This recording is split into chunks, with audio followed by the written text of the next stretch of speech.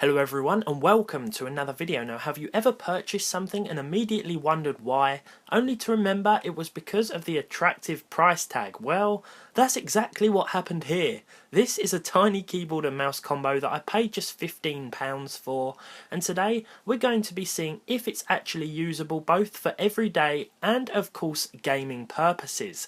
This thing is more than likely intended for use with iPhones and Android devices, and from that perspective I can see the appeal.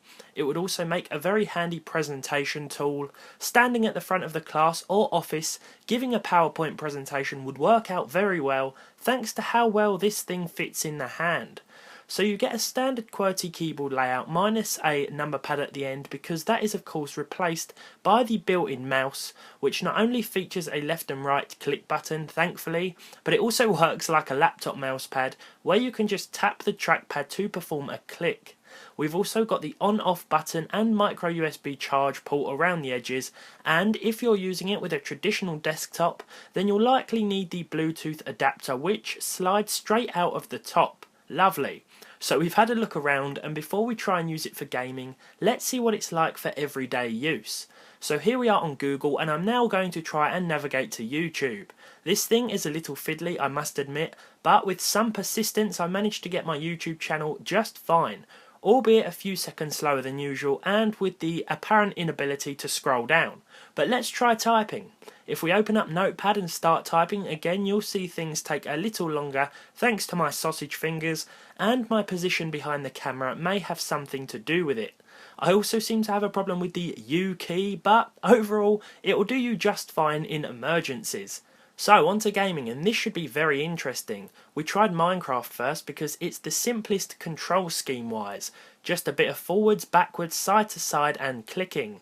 Not surprisingly then, we managed to play it just fine with our mini keyboard mouse combo, and I was actually surprised by just how responsive this little thing really is. Sure, you won't get the same effect as you would with full size peripherals, but for what it is and how much it is, it definitely works quite well. But here's where things got more difficult. With NFS Underground, a fast-paced racer, we needed to use the forwards, backwards, left, right buttons simultaneously, something that proved to be quite problematic in the, I would say, long run, but it was problematic almost immediately. Eventually I discovered picking this thing up was a lot more comfortable, and even though my fingers still struggled for space on the buttons, I found the best success by using two hands, although it's unlikely you'll win any races like this. So, GTA 5 now, and again this proved to be quite the challenge. Again the mousepad and keyboard were very responsive and I had no noticeable input lag. The problem instead lay once again with my fat fingers and the close proximity of the buttons.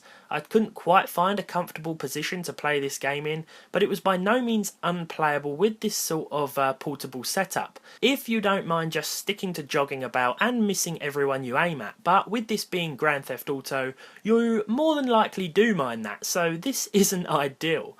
Now, what about competitive play? We're trying our hand at CSGO here. I didn't want to jump in online, so instead I fired up a bot match with the impression it would be easier. It was not. The basic player movement was easy to master on such a small device, but it was the aiming and firing that caused problems. And come to think of it, the built-in mouse is the hindrance. But you have to remember that we're using this thing in a way that it was probably never intended.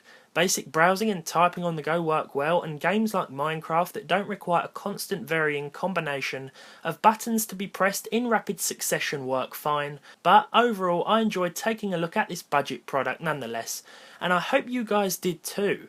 So in conclusion, it's good for on the go, a bit of typing, a bit of internet browsing, but when it comes to gaming, I wouldn't recommend this. Anyway guys, as I mentioned before, I hope you enjoyed this video. If you did, leave a like down below. If you didn't, leave a dislike. Subscribe to the channel if you haven't done so already, and hopefully I'll see all of you in the next one.